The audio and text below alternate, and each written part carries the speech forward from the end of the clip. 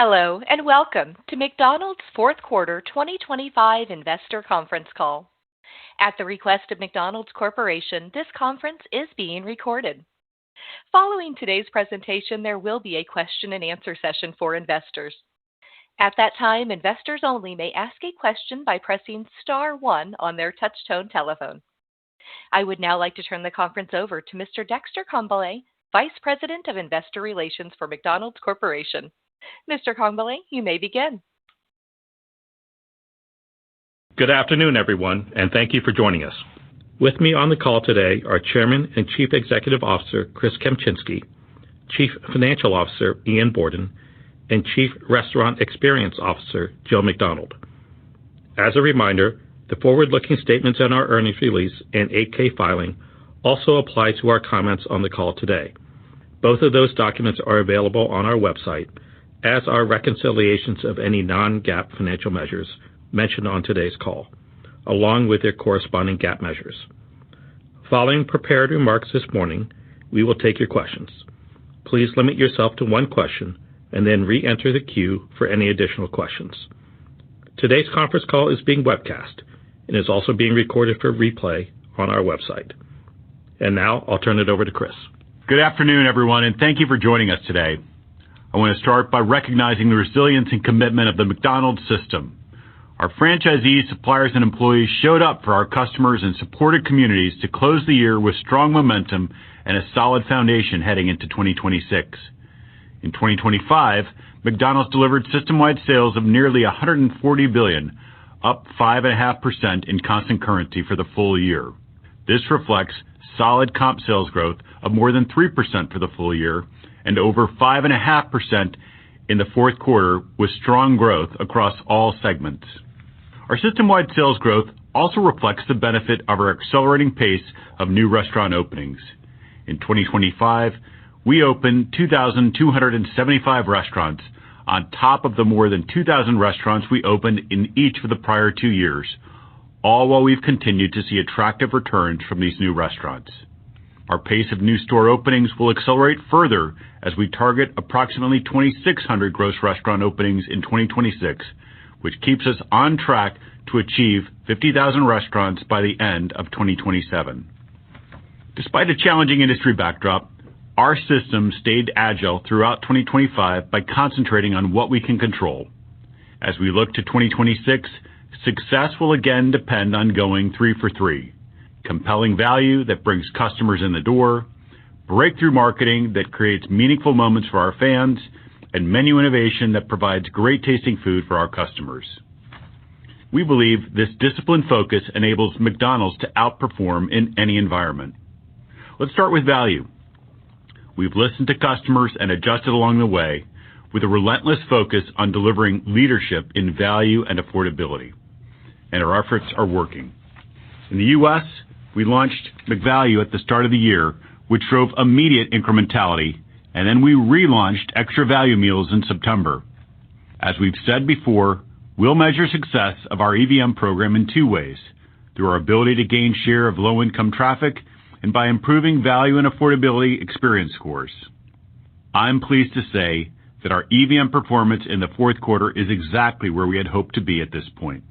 Together with McValue and exciting marketing, we gained share with low-income consumers in December, and we've seen a meaningful increase in our value and affordability scores. Predictably, as U.S. franchisees provided these stronger value offerings throughout the year, their cash flow grew versus the prior year. In our Big 5 international operated markets, we've offered everyday affordable price options, or EDAP, and menu bundles since early 2025. As awareness for these programs has grown, we've seen value and affordability scores steadily improve throughout the year, which also tell us they're resonating with customers. As I've said before, and I will say again, McDonald's is not going to get beat on value and affordability. It's in our DNA, and we will remain agile to respond as appropriate to a dynamic competitive landscape. That takes us to marketing. We once again activated in ways that reached far beyond our restaurants and into global culture in 2025. The Minecraft movie collaboration was our largest global campaign ever, bringing together two iconic fandoms across more than 100 markets and 37,000 restaurants. And most recently, The Grinch returned after first debuting in Canada in 2024. The campaign, which came to life in several markets in 2025, drove extraordinary excitement, sparking sellouts and becoming a true holiday moment for millions of families. With the inclusion of Grinch-themed collectible socks in many markets, we were the largest seller of socks in the world for nearly a week. We sold about 50 million pairs globally across the first few days of the campaign. Both record-setting programs show how uniquely positioned McDonald's is to tap into culture at massive scale, reinforcing the power of a one McDonald's way of marketing and our ability to share creative excellence across the system. The last element of our trifecta is menu innovation. We saw strong performance from the return of snack wraps in the U.S., the debut of McWings in Australia, and the introduction of the Big Arch in several markets, each resonating with different customer segments and bringing excitement to our menu. As we build what's next, we're grounding our work in a sharper focus on taste and quality, creating dishes that feel unmistakably McDonald's and resonate with customers around the world. There is so much exciting work happening in this space. In a few minutes, Jill McDonald, our Chief Restaurant Experience Officer, which includes leading the global category management teams, will share more of what's coming this year. I was recently in Australia and saw firsthand how they're going 3 for 3 with value, marketing, and menu to win. Our close partnership with franchisees is driving strong momentum in the market. It's proof of what happens when you hit the mark on all three, driving strong business momentum and market share gains. With that, I'll turn it over to Ian to talk through our 2025 results in more detail. Thanks, Chris, and good afternoon, everyone. As Chris mentioned, I'm proud of what the McDonald's system accomplished amid a challenging year for the industry. In the fourth quarter, we delivered strong comp sales, revenue, and earnings growth, while also driving improvements in overall customer satisfaction scores across our top 10 markets in aggregate. Specifically, in the fourth quarter, global comparable sales were up 5.7%, with positive comparable guest counts. In the U.S., comp sales for the quarter were up 6.8%, which was above our expectations and was driven by positive check and guest count growth. While some of the performance is attributable to easier prior year comparisons, it largely reflects the success of value, menu, and marketing initiatives that supported steady improvement in our baseline momentum. Together, these drove the highest quarterly comparable guest count gap to near-in competitors in recent history and set a solid foundation for 2026. Two marketing initiatives contributed to our strong performance. First, we kicked off the fourth quarter with Monopoly, which resulted in one of our largest digital customer acquisition events ever. Today, we have about 46 million 90-day active users in our U.S. loyalty app, and during the Monopoly event, we saw nearly 500 million games played. Second, we closed out the quarter with the Grinch meal, which set new sales records, including the highest single sales day in our history. Overall, for the entire campaign, we sold nearly as many Grinch meals as our highly successful 2025 Minecraft movie meal and 2024 Collector Cups promotions combined. The Grinch meal captured fans' attention, a true testament to the power of the McDonald's brand with the right marketing execution. In addition to these marketing events, as Chris mentioned, in early September we relaunched Extra Value Meals to address customer value perceptions of our core menu offerings. In the fourth quarter, we increasingly saw evidence that this was working as intended. In addition to the improving trends in low-income share and value and affordability experience scores, the program drove improvements in units sold for our top EVMs, supported by the nationally price-pointed $5 sausage, egg, and cheese McGriddles meal and $8 10-piece chicken McNuggets meal in November. The momentum has continued in January, behind the support of the nationally price-pointed $5 sausage McMuffin with egg meal and $8 2-snack wrap meal, and we remain on track to achieve our targets for incremental traffic associated with the EVM relaunch. Turning to our international operated markets, comp sales were up 5.2% in the segment. marking a third consecutive quarter of comp growth above 4% despite the challenging industry backdrop. Strong execution in the UK, Germany, and Australia drove performance, with each market delivering comp sales growth in the mid to high single digits. Momentum behind McDonald's UK's turnaround continued in the fourth quarter, with market share gains for the first time in over a year behind the execution of several exciting promotions. As in the U.S., the Grinch campaign also exceeded expectations and featured McShaker fries and special edition socks. The Menu Heist campaign, which is the UK's version of our popular Taste of the World promotion in other markets, showcased the global strength of the brand by offering customers a curated selection of international menu favorites at their local McDonald's restaurant. This promotion delivered sustained strong performance through its 6-week run, and given the success we've seen in the UK and other markets, we plan to expand it to even more markets in 2026. Germany and Australia also went 3 for 3 on executing value, menu, and marketing initiatives, resulting in share gains in each market in the fourth quarter. Both markets leveraged solid foundations in value offerings and capitalized on strong marketing campaigns.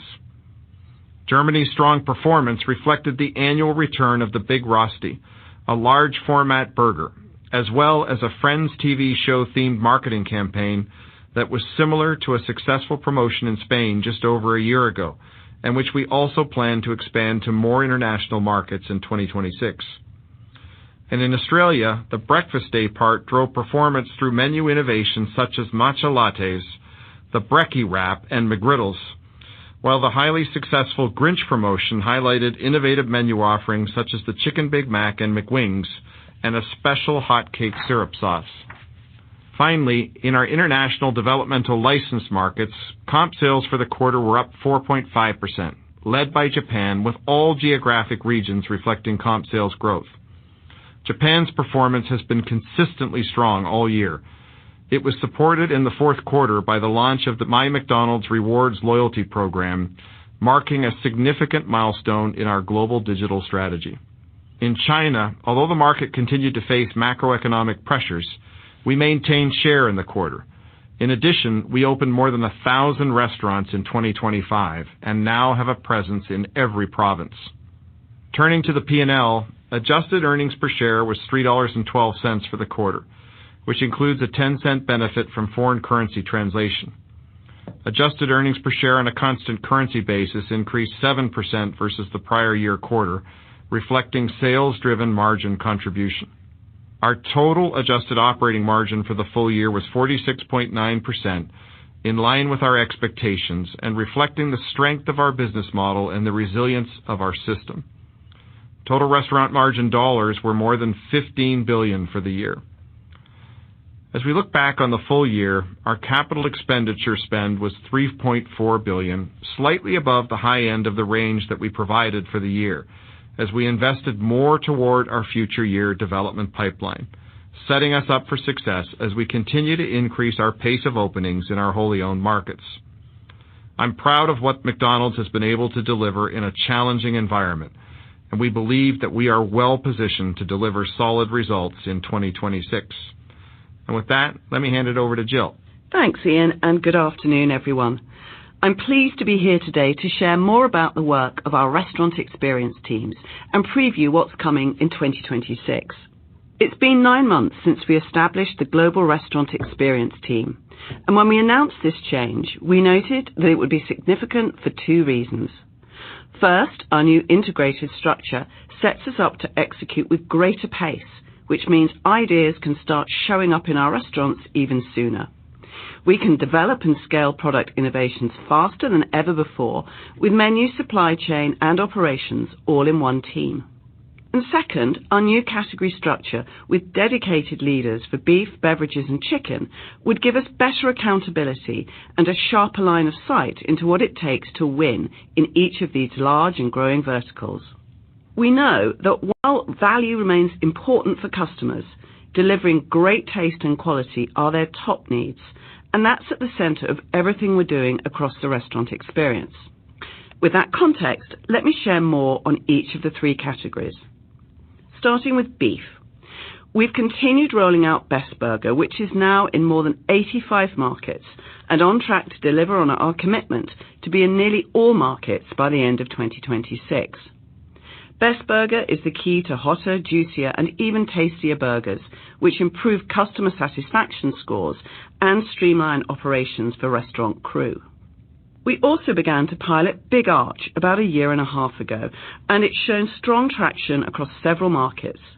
Customers are responding to this delicious, more satisfying burger that meets their demand for something heartier while still feeling distinctly McDonald's. Its strong performance helped it most recently earn a permanent spot on the UK menu. And we see potential to continue scaling this platform as we strengthen our position within this tier of the beef category. Now, let's turn to beverages. We're excited about the global beverage opportunity of more than $100 billion. You can expect to see new offerings in the US as well as select international markets in 2026. Designed to capture share of this large and fast-growing category, we're exploring energy, indulgent iced coffees, fruity refreshers, and crafted sodas. We're thrilled to launch our new US beverage lineup later this year under the McCafe brand. It builds on a highly successful test that exceeded expectations in the fourth quarter across more than 500 US restaurants. As we've said before, the new beverage offerings drove incremental occasions across different day parts as well as higher average check, including strong results from our Red Bull collaboration, which we plan to continue building in both the US and beyond. We're applying learnings from the US test as we expand offerings across the system. Australia, for example, ran a small beverage test at the end of 2025 and adapted those insights by refining some of the recipes and tailoring some of the flavor profiles to meet local preferences. Lastly, chicken. Just as a reminder, this global category is 2 times the size of beef and faster growing. We grew our chicken category share across our top 10 markets in 2025 and believe we're well on our way to increasing our share by at least 1 percentage point by the end of 2026 versus where we were in December 2023. At the foundational level, we achieved our target of deploying the McCrispy sandwich equity to nearly all major markets by the end of 2025. And on the innovation front, many of you have spotted something cooking at a few restaurants in the Chicagoland area. We're in the early stages of testing new flavor combinations and new ways of cooking as we continue to explore great tasting recipes for customers to enjoy. While I've shared how speed and scale show up across the 3 menu categories, innovation at McDonald's doesn't stop there. The same disciplined approach is guiding the technology advancements coming to life in our restaurants, rounding out what it truly means to deliver the full McDonald's restaurant experience. The restaurant experience team is using these tests to learn quickly and apply those learnings to capabilities like voice ordering, shift management tools, and other AI-enabled tools and digital enhancements that help make running great restaurants easier and more enjoyable for both crew and customers. Taken together, these efforts reflect how we are continuously innovating and improving the full scope of the McDonald's experience, bringing forward even more delicious food, smarter operations, thoughtful design, and technology that meets customers and our restaurant teams where they are. It's all part of how we're modernizing the way McDonald's shows up every day. And now, I'll turn it back over to Ian. Thanks, Jill. As we look ahead to 2026, we remain confident in our strategy and our ability to outperform our competitors in any operating environment by focusing on what we can control and by leveraging our global scale and financial strength. We believe the underlying assumptions for our 2026 outlook are prudent and reflect our expectations that the QSR industry environments in the U.S. and across many markets will remain challenging. Should the environment improve beyond our expectations, we believe McDonald's is well positioned to benefit disproportionately relative to our competitors. We expect that net restaurant expansion in 2026, along with restaurants we opened in 2025, will contribute approximately 2.5% to system-wide sales growth. We expect our operating margin to be in the mid to high 40% range and to expand from our 46.9% adjusted operating margin in 2025. We're targeting G&A as a percentage of system-wide sales for the full year to be about 2.2%, reflecting our ongoing investments in our strategic growth drivers like technology and digital and global business services, or GBS. These investments are designed to unlock efficiencies in running the business and to support long-term growth for our people and stakeholders. Below the operating line, we expect interest expense to increase between 4% to 6% from the prior year, primarily due to higher average interest rates, and expect our full-year effective tax rate to be between 21% and 23%, with some volatility quarter to quarter that may cause the quarterly rate to be outside the annual range. We expect foreign currency to be a full-year tailwind to 2026 EPS, totaling in the range of 20 cents to 30 cents based on current exchange rates. As always, this is directional guidance only, as rates will likely change as we move through the remainder of the year. Turning to capital allocation, we're committed to maintaining financial discipline and creating value for our shareholders over the longer term. Our priorities remain unchanged.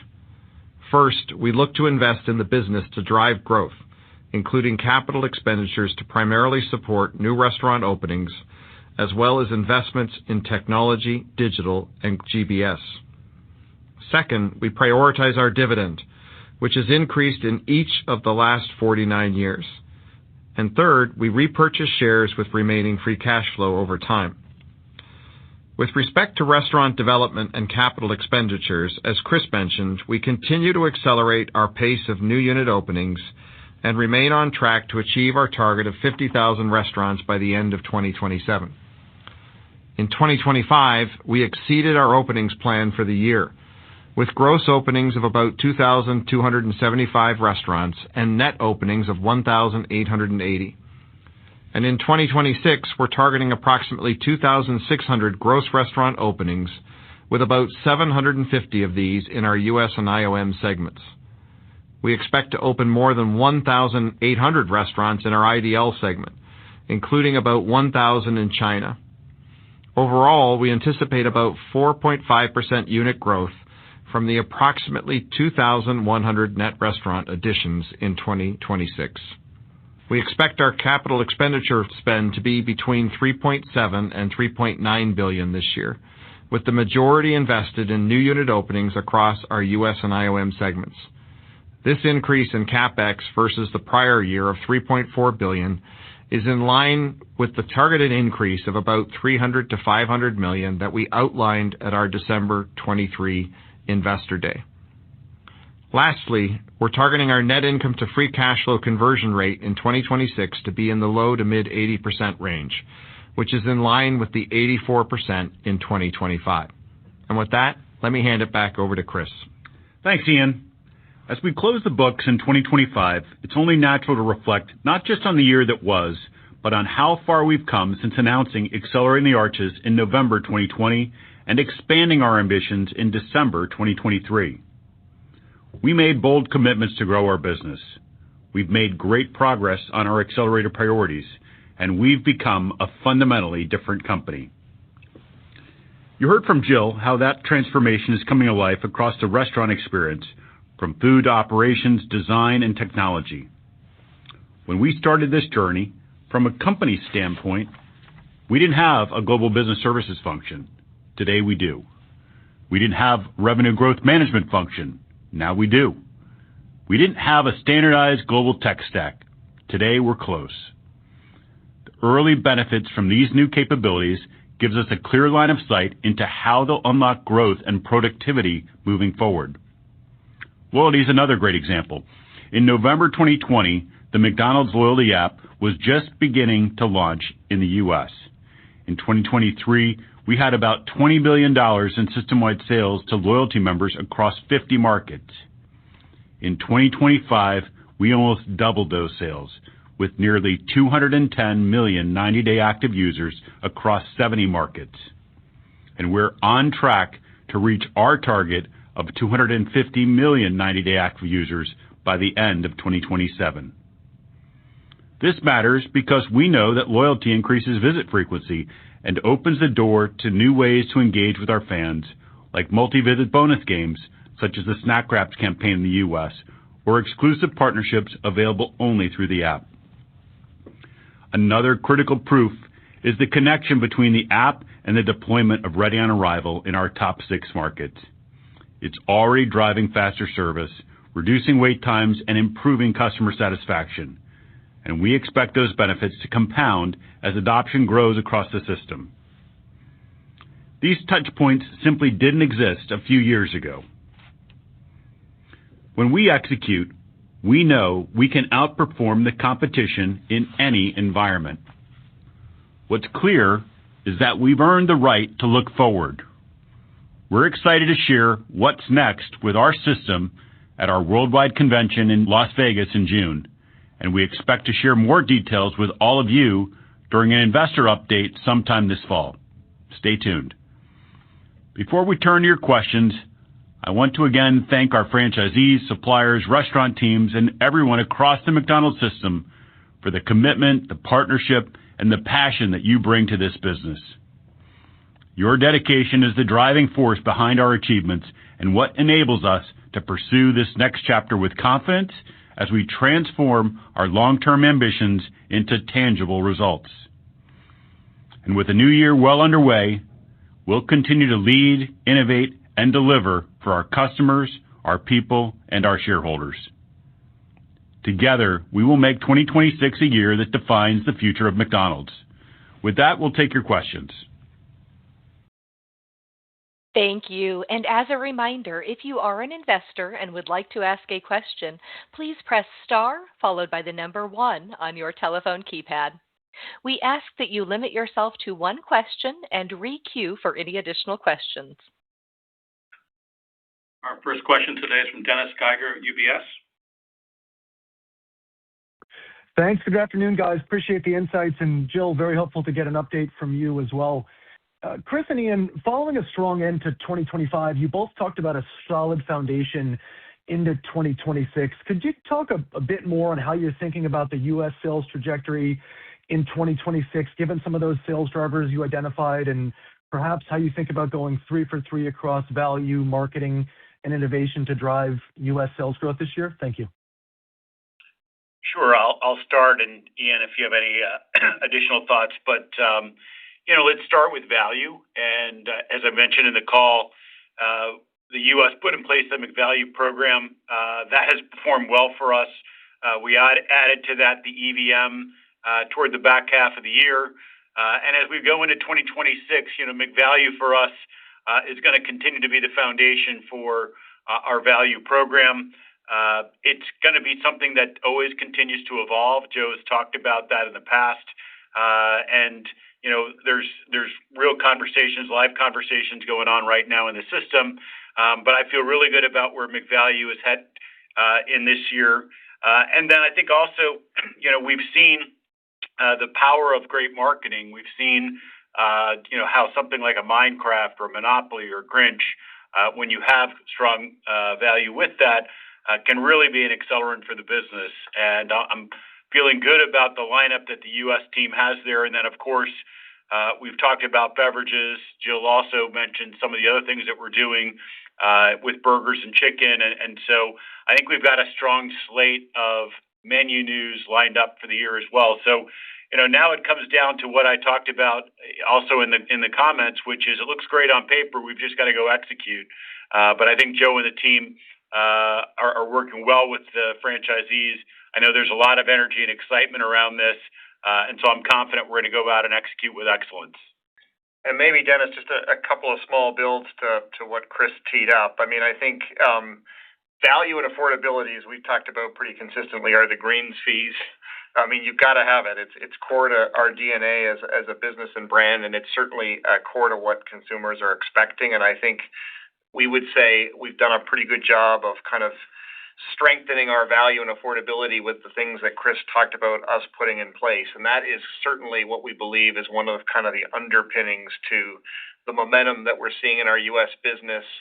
We talked about the fact that in Q4, the U.S. had positive guest count growth, which is always a really strong indication that you're kind of getting to that sustainable top-line growth that is going to drive both sales and more volume into the restaurants. And I think just maybe something to note that I think is another important proof point is our U.S. business had its strongest comp guest count gap to the near-in competitive set in Q4 in recent history. So I think those are all signs of encouragement to us. The key, though, is you've got to get the 3 for 3. It's not just about value and affordability or about menu or about marketing individually. It's how you bring those together and leverage them to kind of get that holistic output that you saw us, I believe, deliver in Q4. Our next question is from Sara Senatore, Bank of America. Oh, thank you. I guess maybe I wanted to sort of dig in a little further on that value. I know you kind of approached it two ways. One was sort of streamlining or systematizing the approach to the meals, kind of that 15% discount to a la carte prices. Then you also pulled some very sharp price points, as you said, the 5 and 8. So as you think about the pricing architecture, I guess which of those do you think was more powerful? Because I'm asking in the context of restaurant level margins that were sort of flattish year over year, and so assuming maybe there's some kind of pressure from that on franchisee margins, and maybe just tacking on to that, are any of the technology solutions that Jill mentioned are those some of the ways to kind of maybe support this sharper value? Thank you. Sure. Well, I guess I'd say, I don't think it's one or the other. I think what we've seen and certainly what we're trying to execute is the customer absolutely wants predictable value. And having an EVM is, I think, the way historically we have always delivered for that customer that predictable everyday value. So you need to have that, and certainly pleased with where the system in the U.S. Was able to get to on that. As you well know, it's something that has been well established on our international business for years, and so we're in a good shape there as well. But then also the customer is looking for, in this environment, some price-pointed items that are, offering particular value on top of that. And so I think you've got to be able to have the predictable value, but the customer also needs to be excited around, price-pointed items that come in and out of the menu, and that's what we executed against. Maybe, Sarah, just to kind of hook on to Chris, because I know you highlighted kind of margin pressure. I think if you kind of go back to what we've talked pretty consistently about what it takes to grow margins, obviously, is strong top-line sales growth. We saw that in Q4. We grew margins in Q4, including in the U.S. on the back of that. Obviously, if you look back to earlier quarters, we had less top-line growth in the U.S. Combined with, obviously, higher levels of inflation. I think that put more pressure on that. I think the other data point, a little bit to what Chris highlighted, which is you got to do both. I mean, at the end of the day, our owner-operator average cash flow in the U.S. was up year over year. And I think as we've talked about historically, the way you get to sustainable profitability and profitability growth is you drive more volume, more customers into restaurants. And I think if we get that 3 for 3 formula right, as we've done in Q4, I think you've seen that we're clearly capable to do that and do that well. Next question is from Brian Harbour, Morgan Stanley. Yeah, thanks. Good afternoon, guys. I wanted to ask about just the capital budget. I think it's generally run kind of at the higher end of, I think, where you thought it would a couple of years ago. It'll, probably end up being up by $1.5 billion versus 23. Is that, is that exclusively because you want to move faster on constructing new stores, or is there, some other piece of that we don't see? And I think, it's interesting, just even in markets with not much population growth, you're pushing, pretty hard on unit growth. Is that a function of, you think because the industry is under stress, this is the time when you should really be taking market share and trying to secure new sites, because you think the share opportunities are greater today? Is that the main driver? Yeah. Hi, Brian. It's Ian. Let me take that one. Well, I'd start just kind of going back to what we outlined in our December 23 Investor Day event. And we said there we expected our capital budget to go up basically $300 to $500 million every year consistently as we got to our run rate of 1,000 gross openings in our wholly owned markets in 2027. And we've basically been fully on track to that every year. We were slightly above that range in 2025 at $3.4 billion of capital for the year.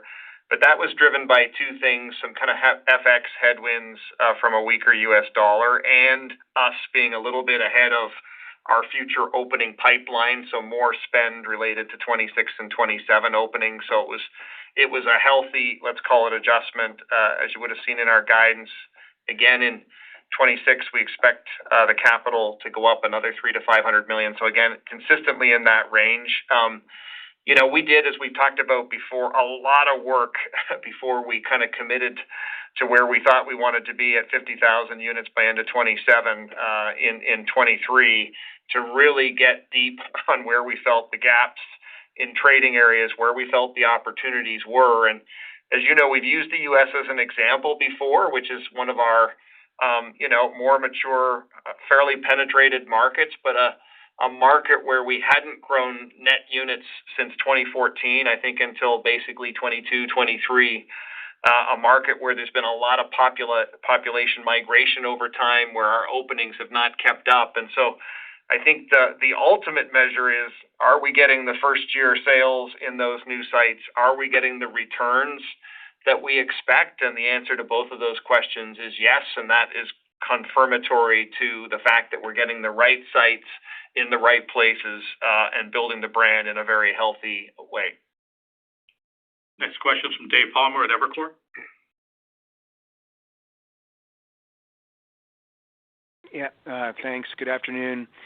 I'm just trying to think about how I want to ask this question about what feels like picking up in momentum, but also a picking up in your pipeline of ideas that you have going at the same time. Beverages is one example where you've tested something, you're coming out and you're confident that you have it and it will work. It sounds like you're testing stuff with chicken. It sounds like maybe earlier days there. I'm not sure there. Even on value, feels like that's something where you're continuing to refine as you're getting momentum. So, like a lot of companies coming out of COVID, there was a little bit of just a disruption during that period and adjustment, and now you're kind of getting your footing in terms of the pipeline. So maybe, I don't know, that's an open-ended question if maybe you want to comment on that, and then maybe even stuff that are more foundational beyond just even the tech stack, if you're thinking about things in terms of kitchen and other that might be things that we can think about for the future. And thank you. Yeah, thanks for the question. I would say if you think about the company today and frankly the world that we're operating in, we're at a very different starting point. And I went through a number of the things that we've done from a company standpoint with Accelerating the Arches that I think put us in a very different place today. When you have, what will be 250 million consumers, 90-day actives on your loyalty platform, that opens up a whole different way of engagement with your customers than what we had when we began that journey back in 2020. When you have the ability to get every market onto a common tech stack, our ability to move with speed and to deploy solutions gets increased by factors of, significant numbers. And so we've been trying to spend some time to just think about, with these new capabilities, how do we actually start to bring those to market in a way that makes a meaningful difference on both the top line, but also on the productivity side? And I think at the same point, if you go back to where we were in 2020 or even 2023, nobody was talking really about AI. Certainly we weren't talking a whole lot about AI. There was not, some of the commentary and thoughts around, what does GLP-1 do in the industry? What are the impacts of that? We're certainly leaning into all of those things and thinking about all those things and making sure that we're ahead of the curve, that we're seeing around corners and keeping this brand positioned at front. So what Jill is laying out, we're testing a ton of ideas, and I would say also in the restaurants that we've got, they're different in each restaurant. It's not the same thing in each restaurant, and we're excited about sharing more of what we're learning with our system, which we'll do in Las Vegas, and then you'll hear more from us, as I mentioned, in the fall, where we bring to life what we think is what's next for McDonald's.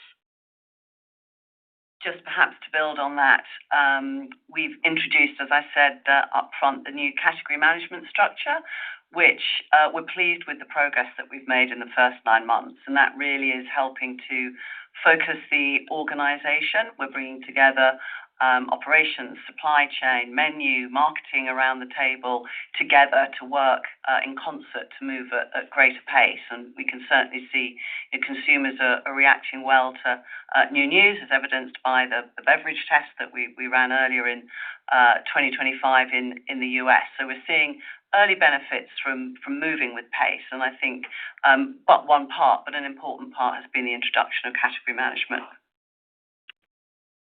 Next question is from John Ivankoe of J.P. Morgan. Hi, thank you. So it's certainly an admirable, goal to have taste and quality, as metrics that you want to improve or at least, pursue for the McDonald's brand. But my question was really, what kind of changes that might have to happen within the kitchen itself, to maybe achieve some of these goals, both in the near term, and the medium and longer term. In other words, is there equipment, technology, layout that may have to, really be changed in a fairly significant way to maybe achieve some of the taste and quality goals? And, I do ask this question in my travel, seeing some, stores in France, for example, that have very different equipment and a very different layout than the McDonald's that I'm used to seeing. And, what I'm really asking is there something like, and I don't know what to call it, an Experience of the Future version 2 that might be part of the plan in the next couple of years? Thanks for the question, John. One of the benefits of being in 115 different countries is we've got innovation going all over the system. And I'd say when we think about moving the needle on taste and quality, we're going in without any kind of preconceived notions. We're not going in with any constraints. We're just, the challenge of the team is how do we continue to, make further improvements around taste and quality, recognizing that the competitive set is raising the bar on that. And so that's some of what Jill and the team are testing.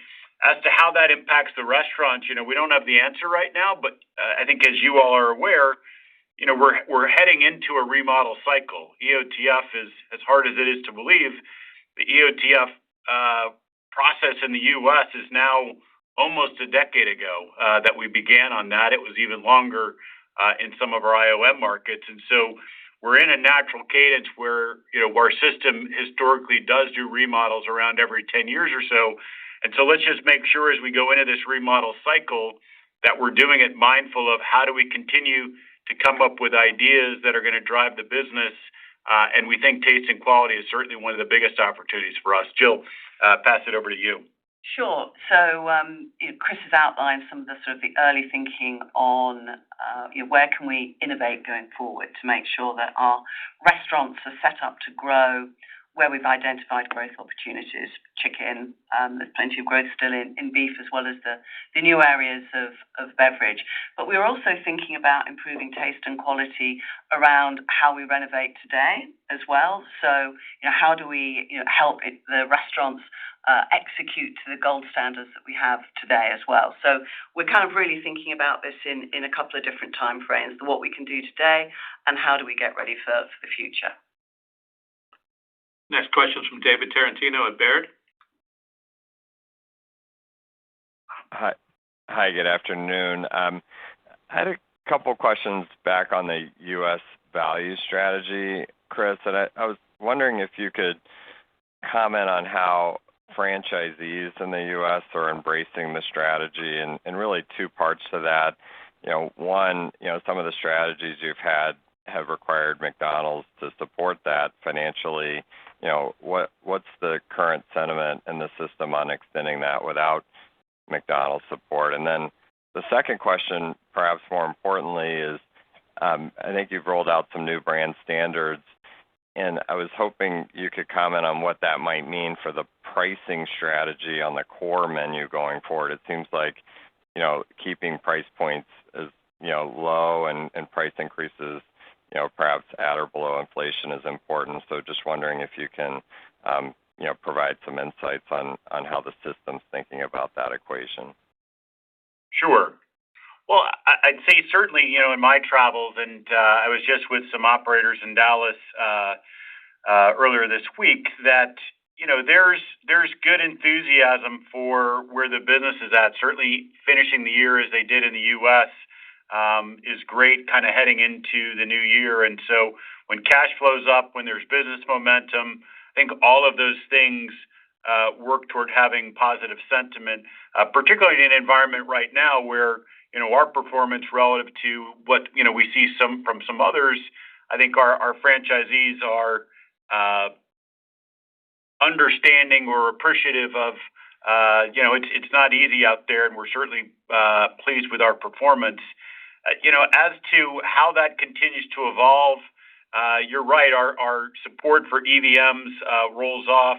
In many cases, it's already rolled off in some places. But I think our system generally looks at business results, and I think the numbers are pretty clear that the EVM strategy for us is working. And I would expect that anybody who's looking at the data, it's a pretty easy conclusion as to what you would do with that.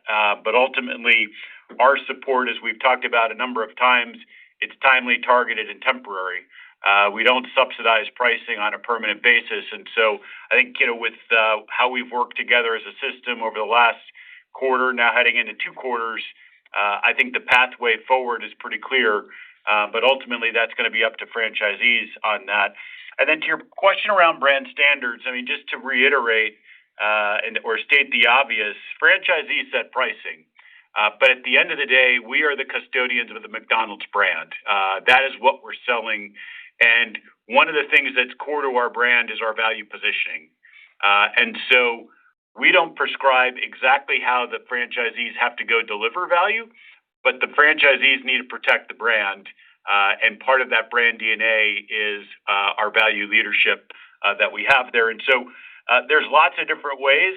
We provide support to franchisees through RGM, this revenue growth management, on different ways to go do it. And the expectation is that however franchisees decide to align against it, they're going to continue to live up to what Ray Kroc started with this brand, which was one of the world's great brands that also continues to lead on value. Next question is from Greg Frankfurt over at Guggenheim. Hey, thanks for the question. I guess I had 2 questions. One, you made a comment about customers increasing their frequency on the loyalty program. Do you have a sense for how much of a needle mover that is? And then just the second part of that is, I think you also made a comment about the accelerating the global tech stack and being kind of almost where you want to be. What are the remaining hurdles to getting that done? Thank you. I'll let Ian take both of those, and if he flubs it, I'll jump in. Vote of confidence. Yeah, vote of confidence. Teamwork. Greg, let me try and take those.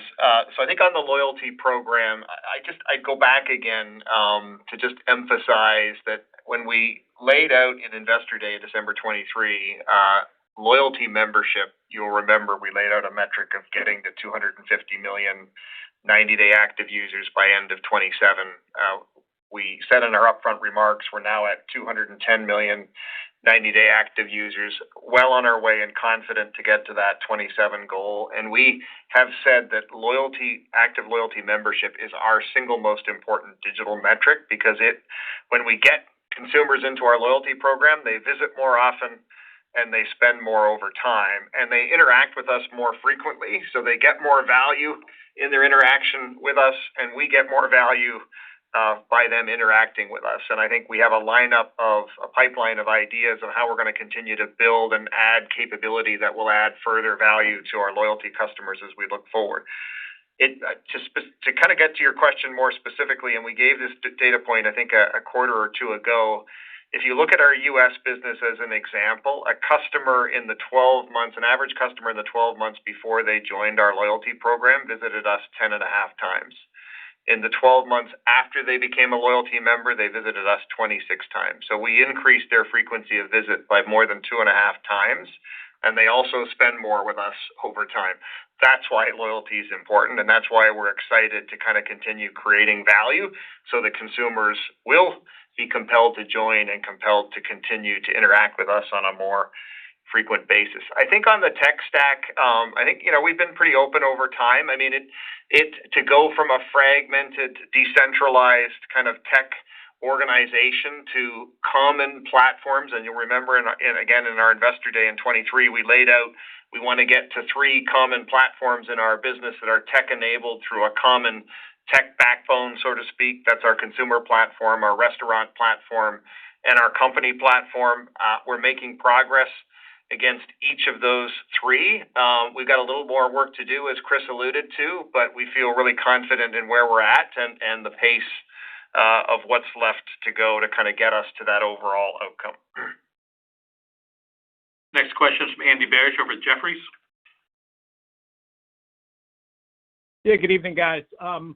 Wondering if we go back to the beverage efforts in the U.S. and kind of interesting that you did not mention Cosmix. That seems to be a shift. And any color you're willing to provide just in terms of the rollout as we look towards the rest of this year. Sure, I'll take that question. So we're really excited about the beverage launch in the US later this year, and we are going to do it under the McCafe brand.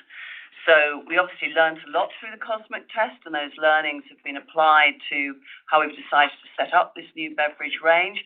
But we are going to be launching under the McCafe brand. And just to give you a little bit more color, the results did exceed expectations for the entirety of the program. It did drive incremental occasions. These were mostly snack, dinner, and evening. And we also saw higher average check. So the financials are really playing out well. We learned a lot about the recipes. We offered a range of recipes across indulgent coffees, refreshers, energy, and sodas, crafted sodas. All did well, particularly the crafted sodas, refreshers, and energy. And we're going to do what we do best at McDonald's. We're going to offer great tasting products, great prices, with the speed and convenience that our customers want and expect. So more to come on that. We're not going to reveal too many more specifics or the timing, but you can expect to see news in the US and outside of the US too. Next question is from Lauren Silberman at Deutsche Bank. Thank you very much. Great quarter, strong acceleration across segments on a 2-year basis. As we look to 26, we still have a lot of dynamics in the consumer environment. Sounds like you have a really strong playbook. Can you give any color on how we should be thinking about, I guess, Q1, knowing there's some weather there, still have a little bit of the E. coli lap, and then thoughts on the same-store sales progression as we move through 26? Thank you. Hey, Lauren, it's Ian. Let me take a crack at that, and I'm sure Chris will add on here. Look, I think as we've talked about already, we feel really good about the underlying momentum and kind of the consistency of that across each of the 3 operating segments. I think we expect that momentum to kind of continue in 26, and obviously what we're focused on, and we've talked about a lot, is really going 3 for 3, focusing on the things that are within our control. I think we expect probably that the first half will be likely a little stronger than the second half, and that's just largely a reflection of kind of the benefit of the favorable year-over-year comparisons that we're up against. Maybe just to give a little color by segment, I think for the U.S., we've had a solid start in January. We had good kind of underlying momentum, as you've heard us talk about today, supported by, I think, what we've done with extra value meals, obviously McValue more broadly. I think we would say we expect Q1 comp sales growth to decelerate sequentially from the 6.8% in Q4 that you saw. I think there are 2 key reasons for that. One is Q4 growth was particularly strong, obviously driven by two really strong activations in Monopoly and Grinch. And then as is well known, you've heard from many others, obviously we had severe weather impacts in the U.S. kind of beginning in late January that pressured the industry traffic, pressured our traffic, obviously, and caused quite a few restaurants to close or reduce hours for a number of days. We estimate that weather impact to be about 100 basis points for the full quarter, just when you look at kind of the drag that we saw in January. I think on international, kind of a similar story. I mean, we had a solid start in IOM in January. Again, we believe we've got kind of strong and consistent underlying momentum. But we do expect Q1 to decelerate sequentially from the 5.2% that we had in IOM in Q4. Again, we've got some weather, I would say, impacts in a number of markets in Europe through January that have put a little bit of pressure kind of on the underlying momentum. And then IDL, again, expect a sequential decrease from the 4.5% that we had in Q4. Again, we feel pretty good about the underlying momentum that's really just driven by, I would say, the kind of continued macro pressures in markets like China and parts of Latin America. So I think, we're really confident about what's within our control, really confident about the underlying momentum of the business, and certainly feel good about our ability to continue to kind of execute well, even though the environment remains challenging. Next question is from Jon Tower over at Citi. Great. Thanks for taking the question. Maybe, Jill, one for you. I was hoping, you went through a lot of the menu ideas coming in 2026 across the globe and in the U.S. Specifically in the U.S., though, I was hoping you could drill a little bit more into how you're thinking around the GLP-1 adoption, likely picking up this year with orals being available, and how you're thinking through the menu. Operators across your system actually asking you, how McDonald's is going to potentially address this shift in consumption? Sure. Well, let me start, and then I'll let Jill fill in. But as I mentioned in my comments earlier, we're certainly spending a lot of time and paying close attention to it. I can tell you right now, we've looked pretty hard, and we don't yet see evidence of it really having a material impact on our business. Now, that said, as you noted, a pill form's just become available. We know the pill form has had pretty strong adoption in the early weeks.